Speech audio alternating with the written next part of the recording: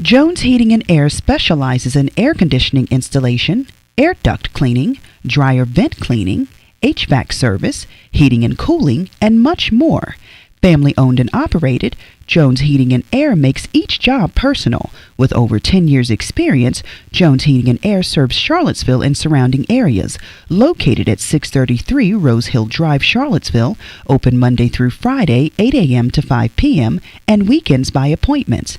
Emergency service is available.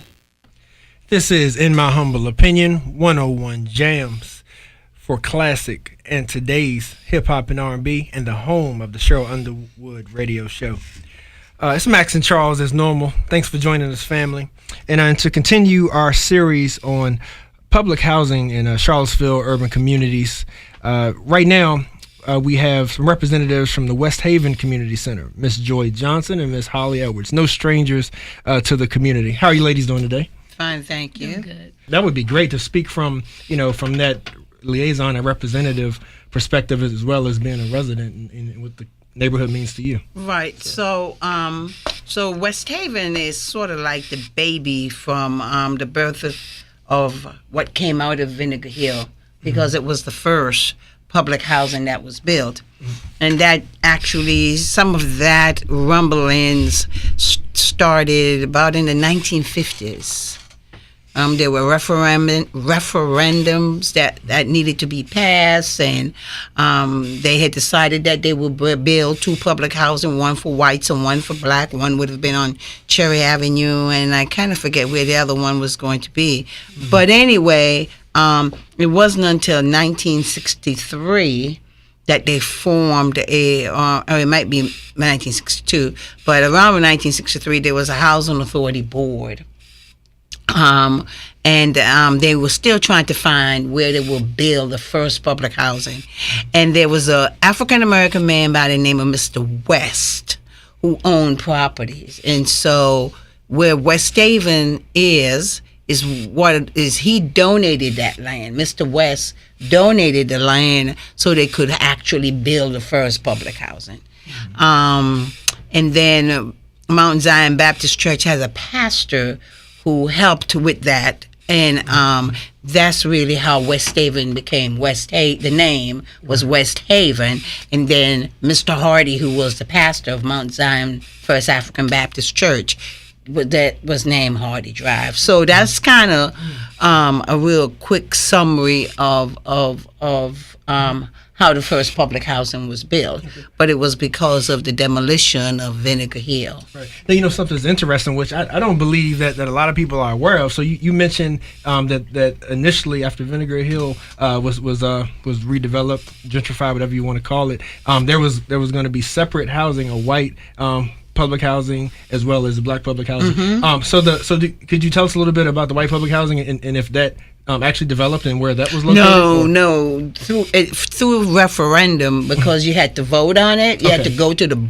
polls and vote. Mm-hmm. They voted it down. Okay, got you.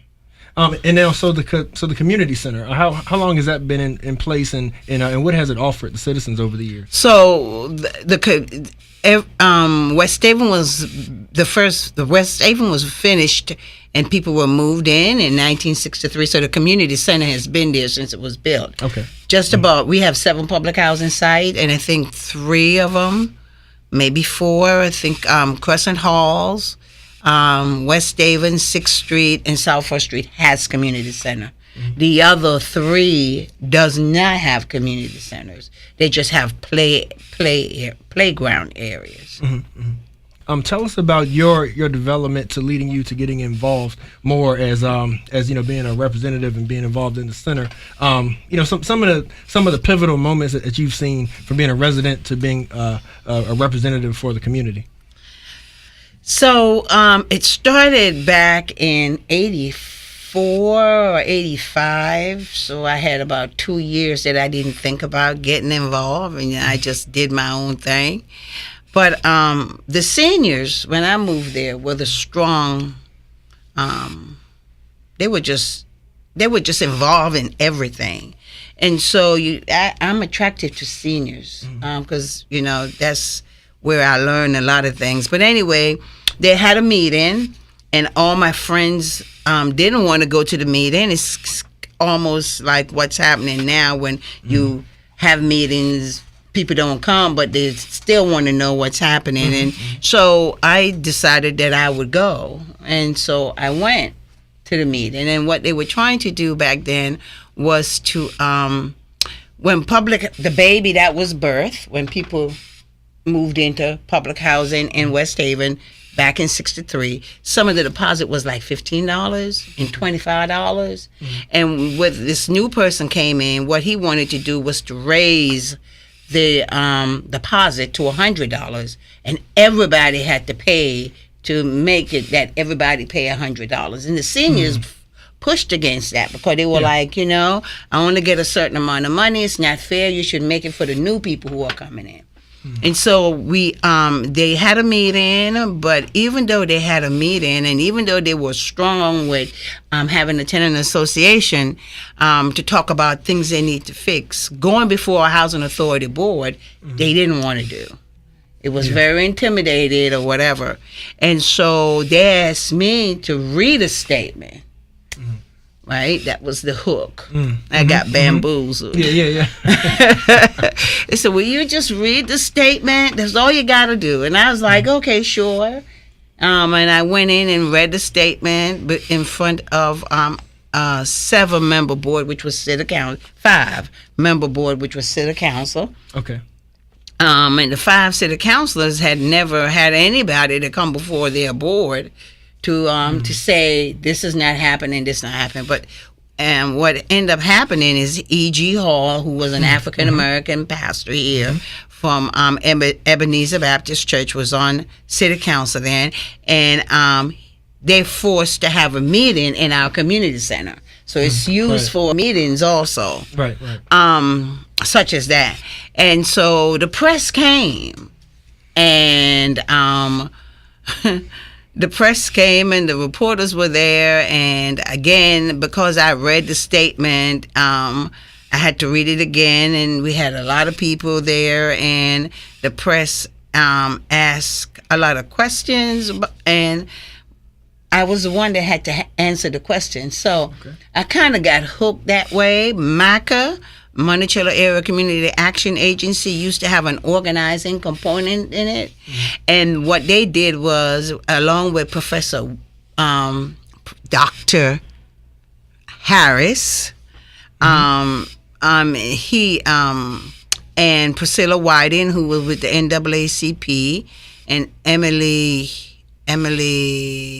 Dreyfus, who was with the Observer, all of them came and just gave support and said, and Ed Whalen, and said that, we're here for you, we're here to assist you, whatever.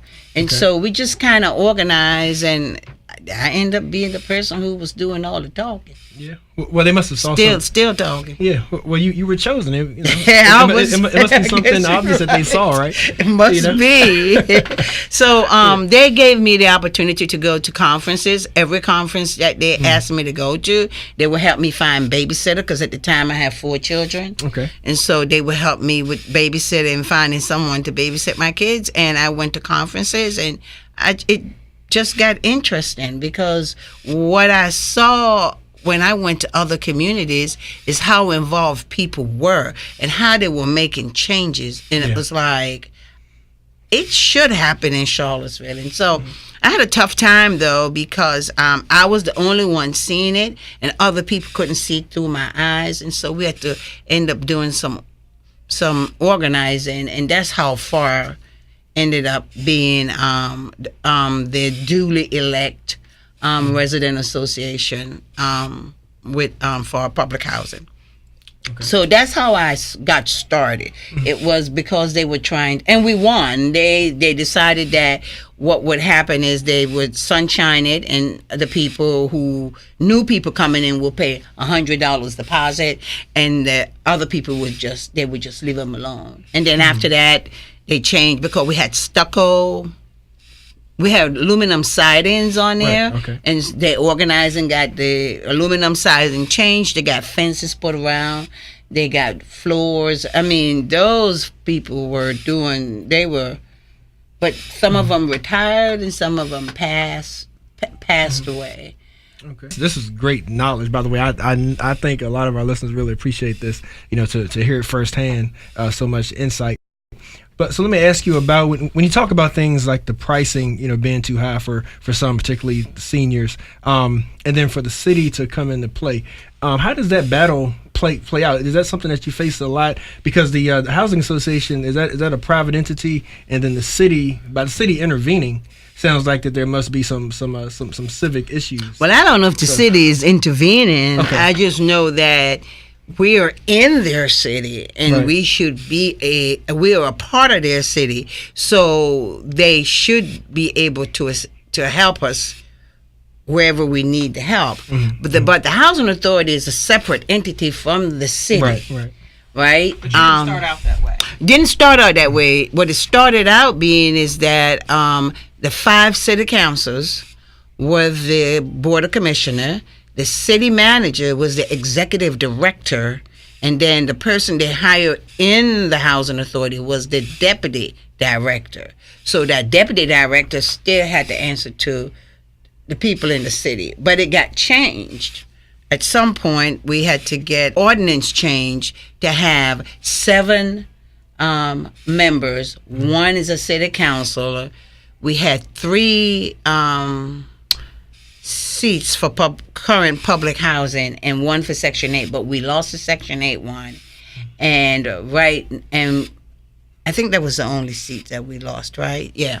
So that's what happened. So it started out with 5 city council, but at some point it got changed. I don't remember the year, but it got changed where we had 7. So now you have 2 current public housing residents. You have to live in public housing to be able to serve on that board. Okay. And a Section 8 person who is a private, and then you have we had a developer, but we have now someone from the planning commission and private citizens, I guess I could say. But where we're moving to is that the city is doing a lot of planning around all of the low-income neighborhoods. And that's a problem. It's gentrifying the neighborhood. But so the city and the housing authority is trying to come to some kind of agreement or how they work together in making redevelopment of the public housing beneficial to everybody. But the final say will come from the housing authority board. So those 7 members. Okay, I got you. Now, and that's something that definitely comes up quite a bit when it comes to redeveloping. So let me ask you, it's pretty personal, but when you think of 1963, and things have happened since then, every time you hear about someone coming in talking about redeveloping and just like changing the face of the community, like what's some of the things that go through your mind? When you think about the improvements that's needed in the community versus maintaining the bond and the ownership of your community. Well, as the fact that I served on the Housing Authority Board for 9 years, what I learned was that the finance for the Housing Authority is one of the most important things, right? How funds get generated and all. And if the buildings are not in good standard for HUD, and you have to remember that Congress created this law that make public housing happen. And HUD is like the regulator, right? And so HUD comes in, and if there are certain things that is not done, they lose points and they lose subsidy because HUD give all housing authority across the nation, not just Charlottesville, subsidy to pay for staff, to pay for maintenance, to pay for all of that stuff that will make the agency run. Because this housing authority serves 2 programs, which is public housing and Section 8. They get subsidy for administrative fund, I should say, for that. But then they also get a capital fund that is supposed to help fix the buildings. Okay. Unfortunately, Congress has decided that public housing across the nation are stressed. They're a stressed neighborhood, and they need to be torn down. That's another conversation. Right. yeah. That's a whole nother conversation. Not a myth, but a fact. But that's really. They They believe and the reason. Okay, so let me finish answering your question. Then I get your question. So redevelop the housing authority and the city has to work together because their ideas or their pet projects or whatever is running straight through our community, right? Because we have 7 public housing sites we have 7 developed public housing sites, but we also have 4 unoccupied lands, which is Levy, or is it 3? I think it's 3 unoccupied land. Levy, South First Street, and the one across. So it's 3. So, unfortunately, Kathy Galvin, city councilor, has a project that's called the SIA. And that SIA runs right through all of the properties from South First Street all the way to where Garrett is. So we have properties in there that is going to be affected one way or another based on what the city does. So the housing authority and the city has to work together, right? Because there's going to be some bump in the road, I guess I could say. Yeah. So that's to answer your question. To answer your question, Max, it is not a myth that public housing is going to change. It is a fact that public housing is going to change because it's been mandated by HUD. And so there's a lot of things. Every October 1st, new laws go into effect for public housing and Section 8. And so if you're not working on a national level, you really don't know about it until it hits. So there's been a lot of change, but the biggest change that's coming right now is about non-smoking in public housing.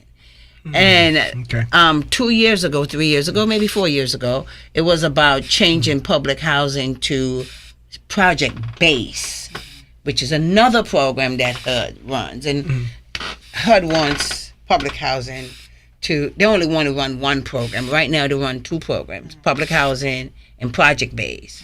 And you have the Section 8 vouchers, but they just want to run Project Base. Now, our public housings are not stressed, right? They need to be updated, but they ain't stressed. Because if you travel the country, I went to Cabrini Green, that was stressed. Okay. Yeah. And what qualifies as stressed? Where you have one unit occupied and the other one boarded up, and you have vacant units and broken windows and all of that. We stress socially, but we ain't stressed. The buildings are not as bad. It's just that there need to be some things that needs to be updated, right?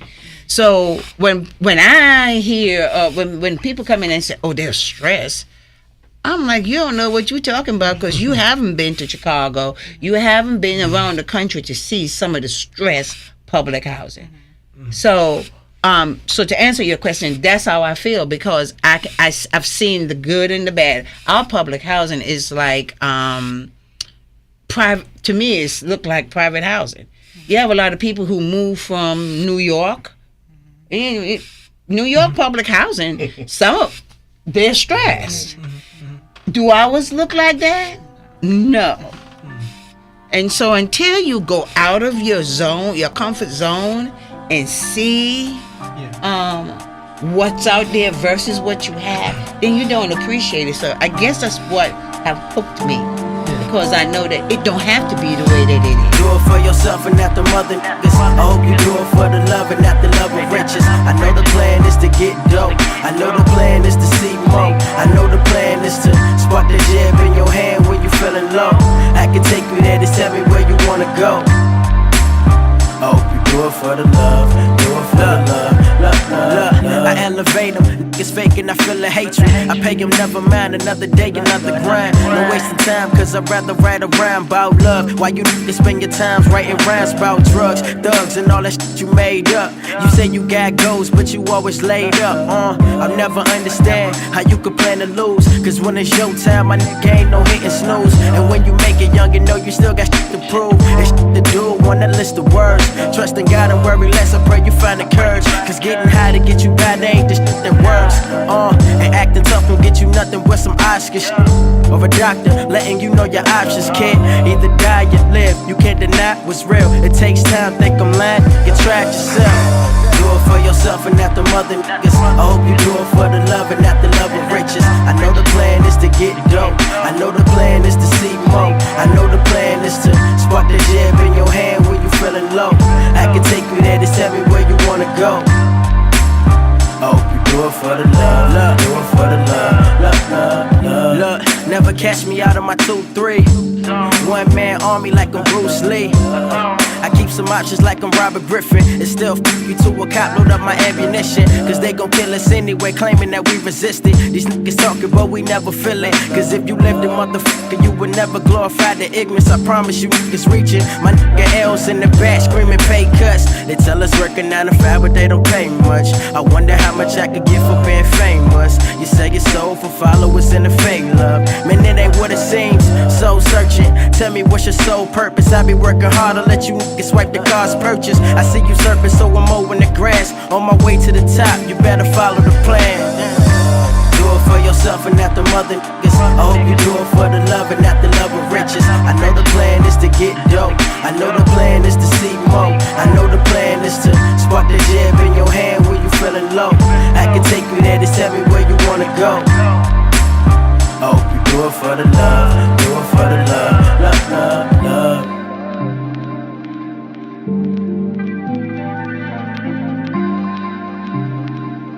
Just keep it running, fam.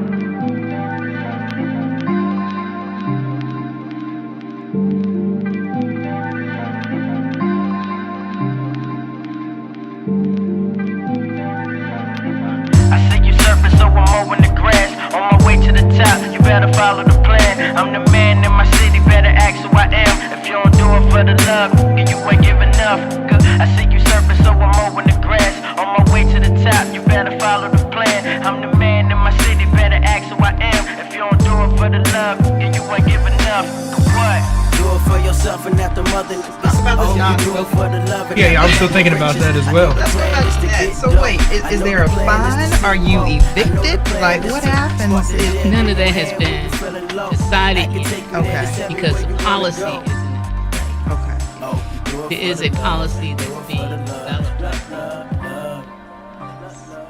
developed around 2012. I think that's what the document said. There's a document online that you can take a look at, but it hasn't been presented publicly to the public housing residents because there has to be an opportunity for the residents to give their opinion about the policy. Right.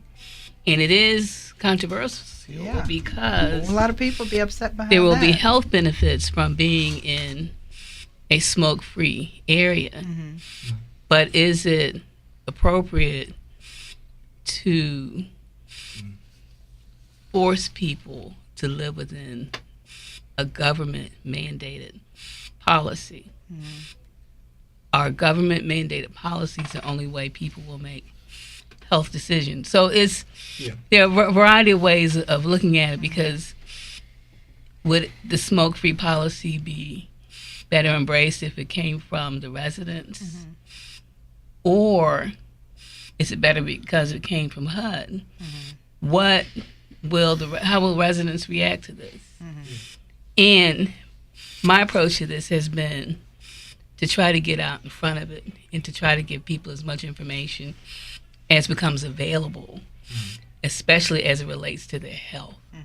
We know the policy is coming. We don't know what the end ramifications will be, but we do know that the policy is coming. And since we do know that, if you do smoke, what concerns do you have about being smoke-free? Have you tried it before? What are your triggers? If you don't smoke, will you substitute something else for smoking? Or is the smoking the substitute for something else already? So what are the issues that we need to address? And it goes back to the community centers. What are the resources and services we need to provide now? Because we know a no smoking policy is coming down the pipe. This is the time to make people as aware and educated as we can. Because is it really talking about restricting someone's freedom? Yeah. But you knew what you got when you signed the lease. And it has to be a part of the lease. Yeah. And that's going to change a lot of that. It will require the change of behavior. Yeah. So let me ask. So the origin of it, I imagine, comes from how locales now have the policies that zones that are considered public are non-smoking. Like that's sort of like where the country in general is going. Like, so is that sort of the origins of it, to where they're saying, well, we can implement this because if it's public housing, and if we say that public places need to be smoke free, or there needs to be quarters or sections where people smoke. I imagine is that where it's coming from? Do you know where the origin of this is? I'm not sure where the origin is, but I imagine that could be part of it. But I also, or maybe I'd like to believe that the origin comes from the research that has demonstrated Right. the benefits of being smoke-free. Right, true. And we've seen businesses, or at least we've seen CVS, take the leap of faith and just say, we're just not going to sell them anymore. They just made a conscious business decision not to sell cigarettes. Are other people, businesses, entities willing to make that same leap of faith? And will this really change people's behaviors, which is ultimately the bottom line? Yeah. Well, I mean, I hate to be the negative one on this subject, but if that is put into place and you have people that refuse to abide, feel like you're taking away a right, and are going to continue what they feel like is their free will, to life and living and happiness or whatnot, then you got a lot of people that are, like I said, because if you do it, then there's going to be consequences, right? So then you have a lot of people that are possibly fined, are possibly removed from public housing. Well, and so then but this is a side of it. We don't know yet. It could go your direction and the direction that you explained, and that would make sense. That's hopeful, and it's certainly a viable option. Okay, but there's another side of it. Because I don't know that everyone will say, you want me to quit smoking, okay, I will. I don't know that everyone will sign up for that. I am certain they won't. So there are opportunities for people to comment on it, right? But HUD also, remember I said one is a statute and one is a regulatory person. HUD is the regulatory person. So that gives you a perimeter, and they give the area in that perimeter the will to come up with a good policy that works both for the residents and the housing authority. So there's going to have to be a working process of looking and having all the people sitting at the table to come up with a good policy. Because the one thing that I know, certain as my name is Joy Johnson, is that HUD is, when they come up with policy, they always look for best practices. So if we can come up with something that works, we know that everybody's not going to agree, but if we could have a good policy that everybody can adopt, then I think it's a win-win. No, everybody's not, because we have people who are addicted. We know that. And being that we know that, we have to come up with a policy and give those people the choices to be able to try something if they want to quit.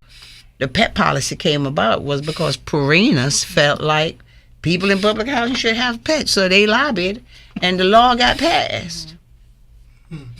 That because there were a time public housing residents, wasn't allowed to have pets. And when the Purina people, lobbyists, heard about that, they lobbied against that. So I think somewhere down the line, there's going to be some pushback, not from the public housing residents, but from industry people.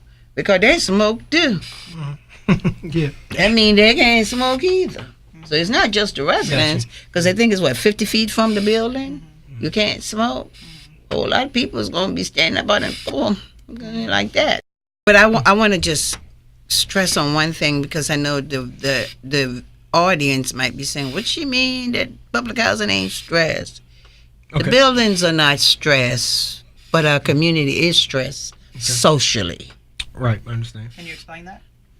Because we have all different. You have people who are felons who are returning home and have their family living there. You have people who. So what happens? They try to rejoin the home, and they can't because of their charges. Is that what you? Yeah, but some of that has been in the ACOP, as you know. There's an ACOP that have all the different changes. So some of the things in the ACOP does allow you to return, but you can't. I mean, I'm not saying you can't live there, but most people who has a felon normally can't come back there, and they can't visit their children. And most, this is the way I look at it. And this you said, what is the title of the show? In my humble opinion, I don't know nobody in my neighborhood or who I'm connected to and went to school with who don't have somebody living in public housing, who don't have kids living in public housing or grandkids living in public housing. It might not be living in public housing, but they're sure living on Section 8. It's still public housing. Yeah. And so where are they going to go if they need to reunite with their family? And so we have fought to change that. So when I talk about the social program, it's about people who trying to find jobs. It's about people who's trying to find better jobs. It's about people who are working 2 and 3 jobs. It's about people who are taking care of their elderly folks. We're just like any other neighborhood. We just don't make them zeros like everybody else made, where we can take it to the basement. See, they got basements and attics that they can take their mess to, but ours spill over in the street. Then you have addictions. Nobody want to talk about that, but we have people who are addicted. Yeah. Some is addicted to food and ice cream, and some is addicted to other things. Right. That's when I hear you mention, some of the citizens that may have fell on some hard times. I imagine that there are some rehabilitation programs with particularly the felons. It made me think of it with restoration of rights, things like that. You work with community groups to help the when the Sister Holly, who is also a former city councilor, was on city council, she fought very hard to make absolutely sure that felons was a focus. Not sure who's doing that now, but what we know is that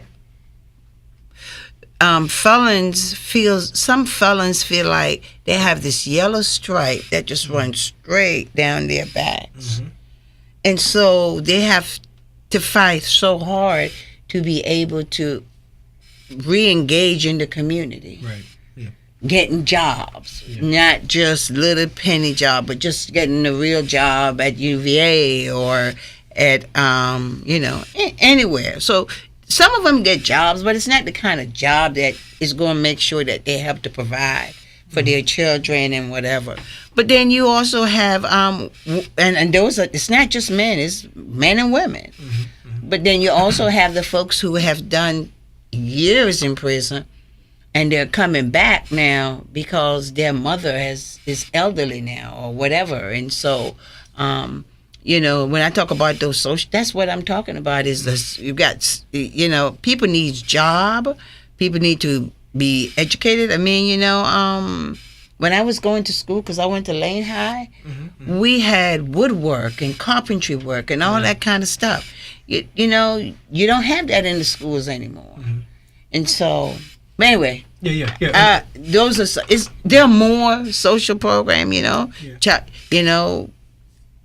name it, it's in our community, but it's in every community. You just don't see it and hear about it until it spill over. But ours spill over, right?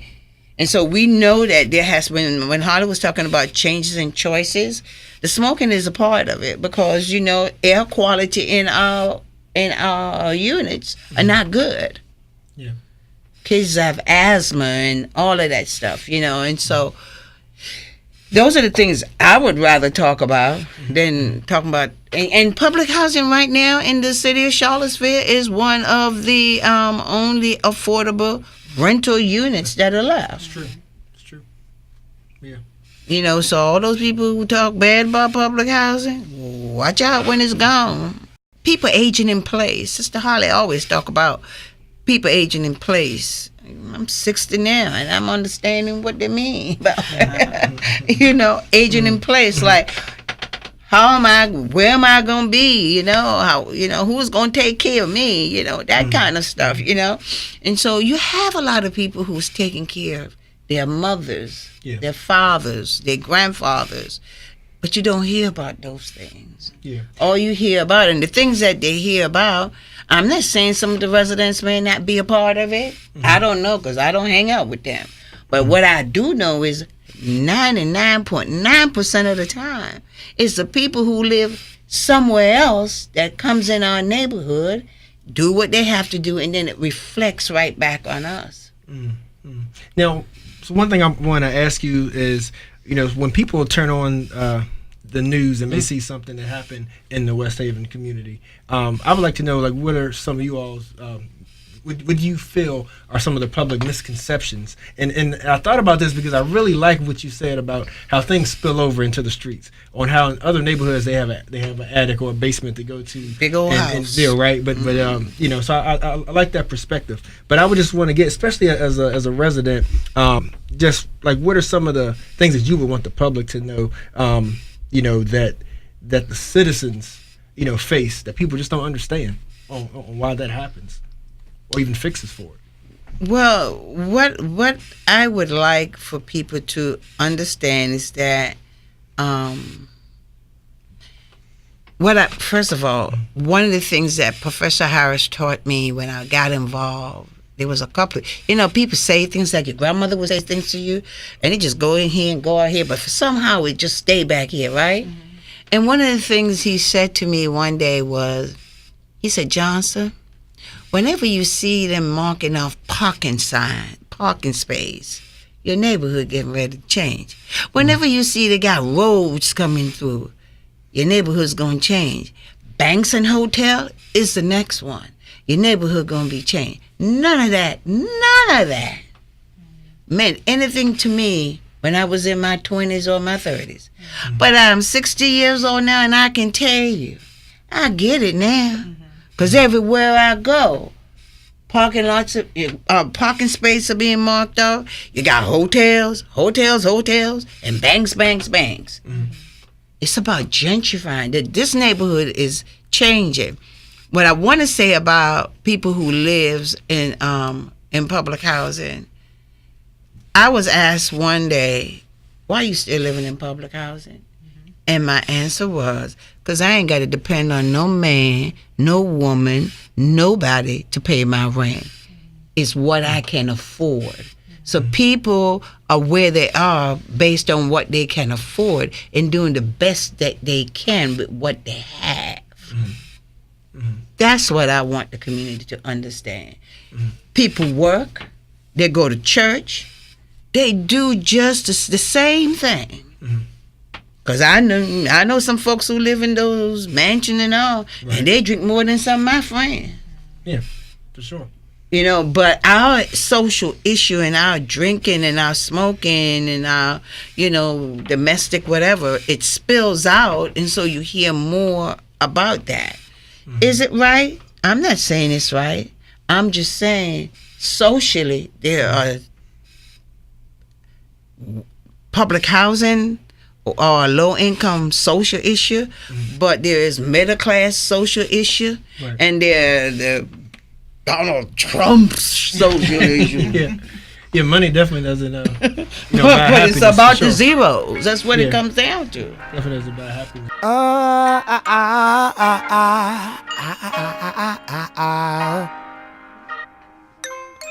I speak of promised land, soil as soft as mama's hands, running water, standing still, endless fields of daffodils and chamomile, rice under black beans, Walked in the Apple with cracked screens and told prophetic stories of freedom. Found warmth in a black queen for when I get cold like Nat King. I'm doing the dad thing. I speak of wondrous, unfamiliar lessons from childhood. Make you remember how to smile good. I'm pre-currency, post-language, anti-label, pro-famous. I'm Broadway Joe Namath. Kanye's best prodigy. He ain't signed me, but he proud of me. I got some ideas that you gotta see. Make a vid with Shorty and they ship it like the Odyssey. They never seen a rapper practice modesty. I never practice, I only perform. I don't even warn, I don't eat it warm. I won't be reborn. I speak to God in public, I speak to God in public. He keep my rhymes in couplets. He think the new shit jam. I think we mutual fans. I used to dance to Michael. I used to dance in high school. I used to pass out music. I still pass out music. The people's chant must be everything the people can't be. I'm getting artsy fartsy, house full of some Hebrew Brantleys. You must have missed the come up. I must be all I can be. Call me Mr. Mufasa. I had to master stampedes. I made it through, made it through, made it through. And everything I gave to you, I gave to you, I gave to you. You got it, you got it, you got it. It's coming. So are you ready? Are you ready for your blessing? Are you ready for your miracle? Are you ready for your blessing? Are you ready for your miracle? Are you ready for your blessing? Are you ready for your miracle? Are you ready for your blessing? Are you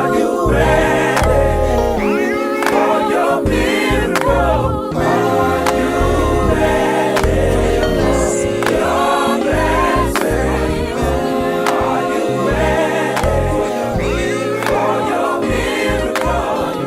History of public housing in the city of Charlottesville has been, it has its ups. I think when people come in the neighborhood, really come in the neighborhood, they learn something totally different about what they see on television and what they read in the paper. And so, I mean, I guess that's the only way. How would you put it? You've been in the neighborhood. And I think that is an unexpected spirit of community. Yeah, yeah. Because you see people sitting on their porches, and you see the kids riding their bikes up and down the street. And you see the boys tossing the football from one yard to the next, and you see the mother coming outside and yelling the child's name, and the child is down the street. Right. And you also see things like there was a mother that was late coming home from work, and the school bus pulled up, and the bus drivers kind of didn't know what to do because the mother wasn't home. There was nobody to greet the kid, and you can't just let the kid off the bus. And they were saying, no. They wouldn't let the bus driver go down the drive because they knew the mother was coming. They knew she was on her way. They said, no, you can't, don't leave, because they knew it. Yeah. Because they saw the pattern. So you see that in the community, but that kind of spirit and feeling doesn't fit the stigma that's related to public housing. Yeah, in your travels, in which you've seen where redeveloping has worked. Because I hear some people talk about certain areas of Brooklyn, New York, for instance, and they talk about how like there's been some businesses brought and brought jobs and all this kind of thing. So and I always hear both sides of that coin. And really the overwhelming majority does take the same side that that you two are, which is like it's just a new face of gentrification. It is. But so my question is, what style of redeveloping will work? Well, the one that I have seen that really worked, Miss Holly and I and some city councilors went. It was in Greensville, South Carolina, where you couldn't tell which one was public housing, which one was Section 8, or which one was home ownership. And their park was in the middle of the community, where you can see it from your kitchen, you can see it from your front, you can see it from wherever. I don't think I want to publicly say that none of them work. I think it worked for what they designed it for. Okay. Right? Okay, so it's how they designed it. But this whole community has to come together for redevelopment in the city of Charlottesville. The whole community has got to come together to help to design something that works. It can't be just the public housing people, housing authority people, and it can't be just the housing authority, because we are in different neighborhoods. We're in Greenbrier, we're in Belmont, Right. we're in 10th and Page, we're in Woolens Mills, we're on Rich Street, we're on Hinton Avenue, we're everywhere. So there's no way that it's going to be just one entity, because it's going to be a pushback. I think the best way to do redevelopment is, because everybody's not going to agree, but we can come up with something that works. And what we learned in South Carolina was that everybody from the very beginning was on board. They had the elected officials, they had the neighborhood leaders, and they were able to create an entity that could communicate what that model would look like, because they knew that everybody had to be able to live together afterwards. And I think even the language that we use kind of manifests itself in what could happen, because I've always said it's not about redevelopment of public housing. It's about transforming the entire city. And until we can really have language that allows us to say, this is how we transform this city, then the silo thinking will change, because we really have to be all in from the very beginning. But if it's still crafted, that we have to make sure that we talk to these people. We have to make sure we're talking. We have to be just really involved, and that seemed to be the most effective piece, because redevelopment has been happening now that there's enough research that proves what works and what's not working. It's enough data been collected that it's clear that there's enough evidence now to show policymakers what needs to be done differently.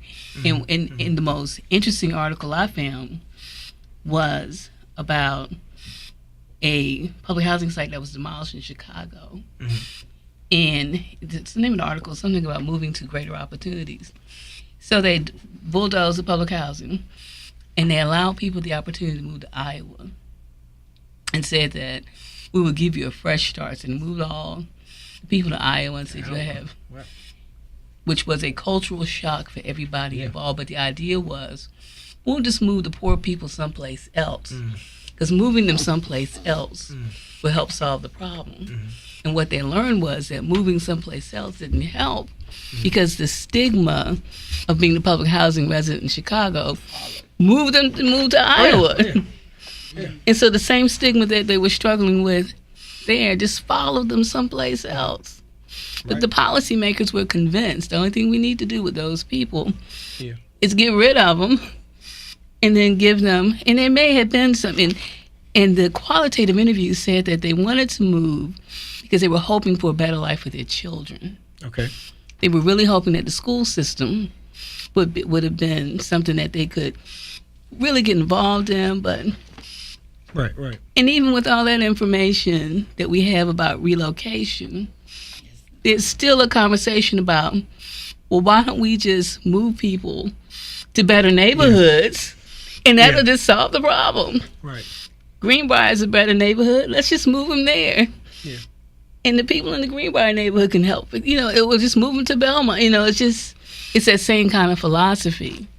That we just need to have a really honest conversation about what our city can look like. And it's such a great opportunity if it's done well. It's really a great opportunity. Right. Yeah.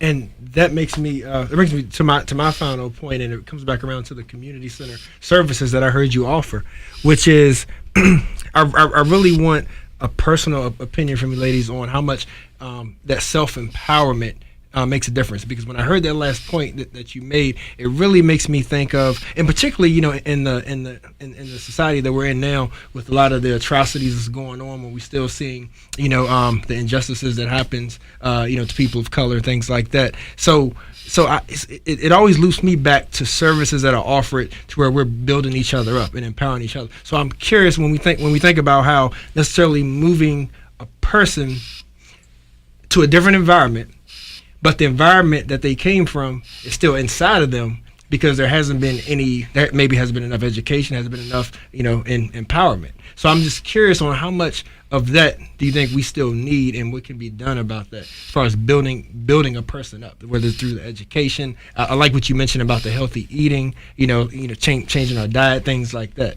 So any comments on that? I think I'd have to give that a little more thought, but I think one thing that comes to mind is I think the education is important, and I think education is a passport. But also, I must say that my grandmother had a 5th grade education. And when I told her I wanted to change careers and become a nurse, she was my best source of encouragement. She, you know, and my parents, they were right there. But when I think about my grandmother, she was the one who worked, and she was a homeowner. And so a lot of that change, transformation, that realization has to come from inside. It has to come from inside. And I think that's why we see a lot of I see a lot of empty relationships where there's like this void. You're trying to fill it up with something that's not there. But and I think there's a place for like a liberation theology. Absolutely. In that once that seed is planted, that I can do this. I can become what I choose to be. You know, I can become more than where I am. I can do this. I can do this. And until that seed is planted, it inhibits that opportunity. Right. But back to choices, and sometimes people make choices that aren't healthy for themselves, and sometimes people have choices that are made for them. And even with that in mind, how is it that people who come from really hard circumstances, they're still able to overcome? And it's that desire to overcome, and what I just have over the years called it meeting people where they are. Just meeting people where they are. And I've met different people in different places. And how I would answer that also is that, you know, I moved in public housing in 1983, not because I wanted to, but they where I was living in a house, the house was sold, and because it was sold, I had to move. And so, because I didn't want to live with anyone, public housing was the next thing for me. So, but what I taught my kids was that just because I live in that environment, I don't have to be that environment. Absolutely. And so, you know, because of that belief, because the seed was already planted in me a long time ago, but because of that belief, I had a lot of issues with people because they thought that I think my kids were better than their kids, or whatever. But it's just that in my house, there were rules, and there was rules you was gonna follow, and you ain't representing me out there. Whatever. Let me represent me in a negative way, but you don't represent me in a negative way. So it starts in the home. But just because you live in that environment, don't mean you have to be that environment. You know, and so empowerment for me is about understanding that you are special. Understanding that you love you so much that there are certain things you ain't gonna stand for. And I think that a lot of us find ourselves in situations where we're caring for other folks, but we ain't even loving us ourselves. And so because we're not loving ourselves, the choices that we make follow you. And I know that more than anybody now at my age, because there's some things I did back then. Now I'm saying, I wish I hadn't. But what people needs to look at is what people are doing now and moving forward. Right. And so, I guess that's how I would answer your last question, is that you don't have to be, just because you live there, you don't have to be the environment. Yeah. Is that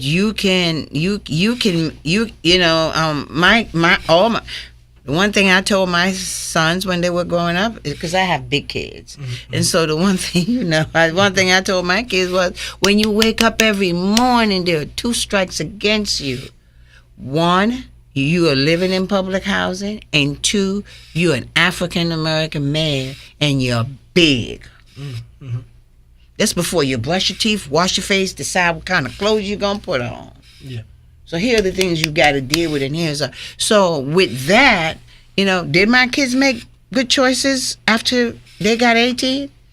I'm not gonna say they did, but I know that seed was planted. Right.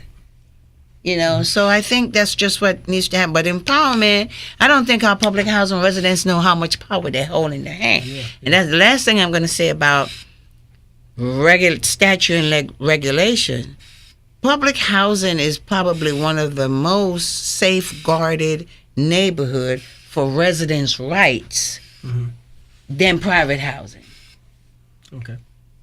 And we can talk about that when FAR comes on, because what the regulation said is, public housing residents, you have the right to organize against things that is not right. If there is some injustice coming on, then you have the right to organize. But our residents, I think they feel like if they speak out, they're gonna get evicted. That is so untrue.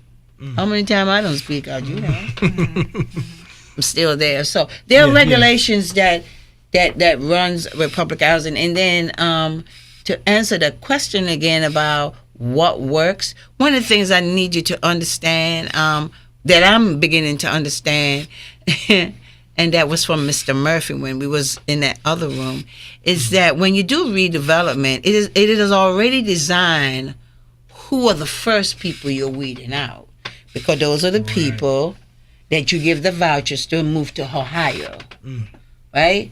But the people that come back, there are rules that's going to weed them out too. So gentrification is deep. Yes. And if you ain't at the table, you're going to be on the plate. Yeah, that's it. We had a lot of dealings together, when I was in public housing, working in public housing. And in a word, respectfully, in a word, Joy Johnson was trouble.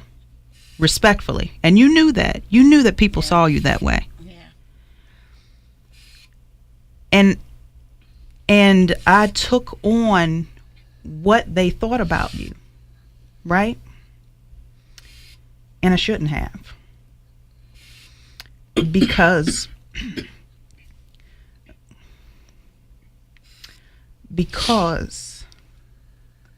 the person that I'm meeting today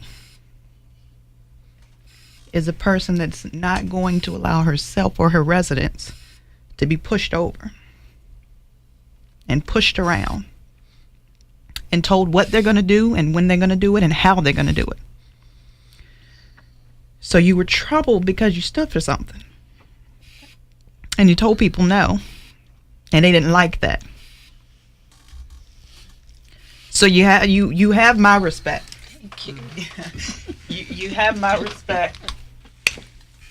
And I'm sure a lot of the residents appreciate what you do. A lot of people appreciate what you do. And if they've never seen it before, I hope they see it now. Okay? Because it's not, what I saw today, it's not about you. It has never been about me. It has never, ever been. I'm very selfish when it comes to me. And you know what, Max? Thank you for that, and I love you for saying that. Thank you for being so honored, in my humble opinion. And I'm glad that we have this opportunity to be able to share and show you how we saw it. But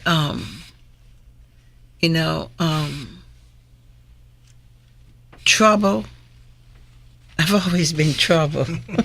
Even when I was a little girl, my grandma used to say, Jai, or Joy and Morales Johnson, I knew I was always in trouble. But this trouble, I love it.